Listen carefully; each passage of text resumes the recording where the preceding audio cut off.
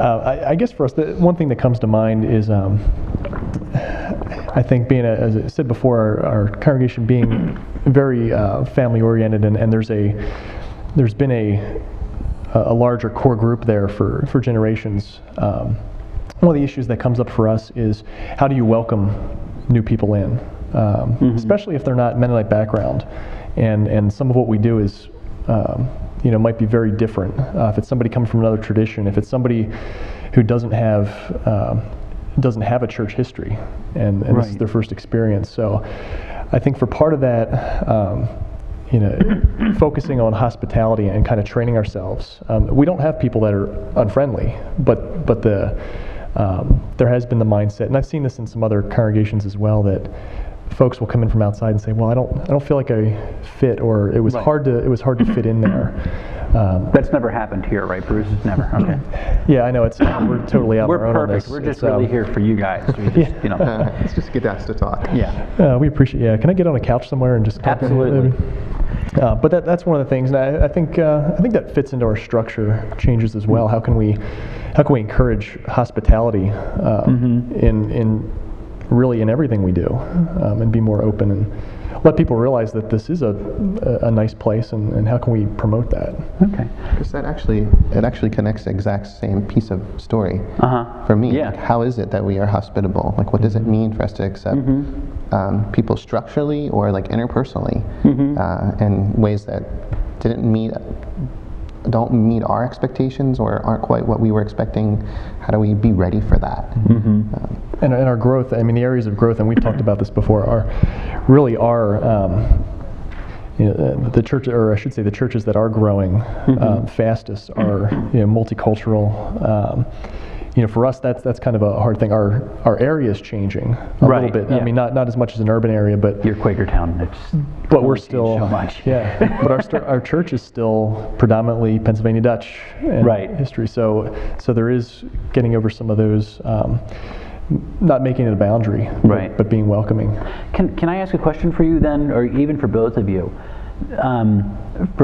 Do you find it actually helpful for folks who kind of come in without a church background or without a Mennonite church background that the Mennonite tradition has a distinct culture? Because, do you find that helpful, or do you find that kind of difficult? And I ask that because other than we'll yell and scream at you, there really isn't that much of a culture behind being Baptist as there is behind. There's a Mennonite identity, even if no one can point to it, or put their finger on it. But do you find that helpful, or do you find that kind of hard? From my experience, it can be both. Okay. And it depends on whether it's behaving in a healthy way or an unhealthy way. Right. Okay. In a healthy way, one of the things, if I use the same story I was using, the ethos of what it means to be Mennonite is really what enabled us to make that decision. Yeah. We could go back at our own history and say, look, we were immigrants, we were fleeing too, just like our Indonesian brothers and sisters. Yeah. We have a distinct identity, a distinct history, and we were able to connect that with this community and move on. Okay, neat. Okay. Because the stories they resonate readily. The challenge is that that identity has an ethnicity. And Jess and Chris and I will all readily tell you that there are times when we know we don't quite fit that. Right. And so for some folks, like my family is a stereotypical sort of postmodern, my parents moved to the suburbs. We didn't have, my family connections are generally, the larger family connections are in the community. But it was really helpful for us to find a community, a congregation that has a sense of identity and history that my parents felt like they could graft me into as like a junior high kid. Gotcha. That would give a sense of rooting. Now, you could find that in Catholicism as well. My parents weren't into being Catholic at that point. But there was something about that identity that was really helpful, and then gave me, as a college kid, something to identify that was broader than just a biological family system. Okay, neat.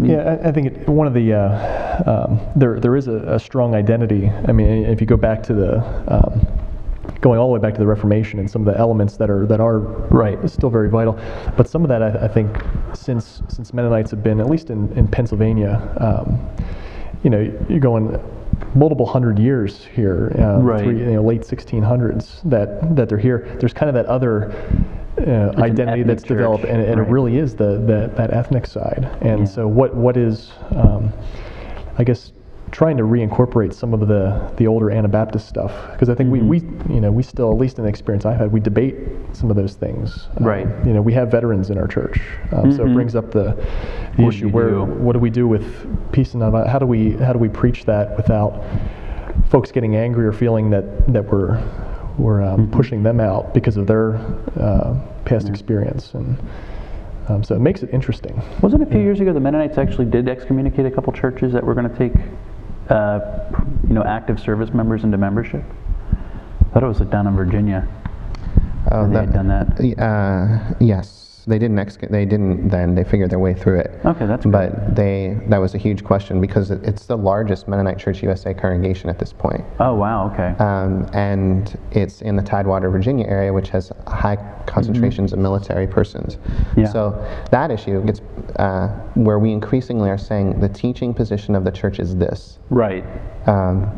Congregations have a variety of ways of welcoming and putting at distance persons. Right. You're gonna, and you invite people to that path. Yeah. So, I asked that when I was at LMH, they had in one of the foyers they had a model, and I guess it was Menno Simmons, the famous one of him kind of reaching back over the ice to the guy who was trying to kill him, who had fallen in, and that was really kind of used at LMH to kind of here's the positive side of our culture. This is really what we're about. And it's kind of neat. They have this icon they would never call it an icon, but they have this icon that they can point to and say, this is who we are. I mean, this is the blessing of what we do. And be kind of, like you said, you're trying to get back to the positive of what that is and get away from the ethnic church. The Mennonite game. Who are you related to? No one.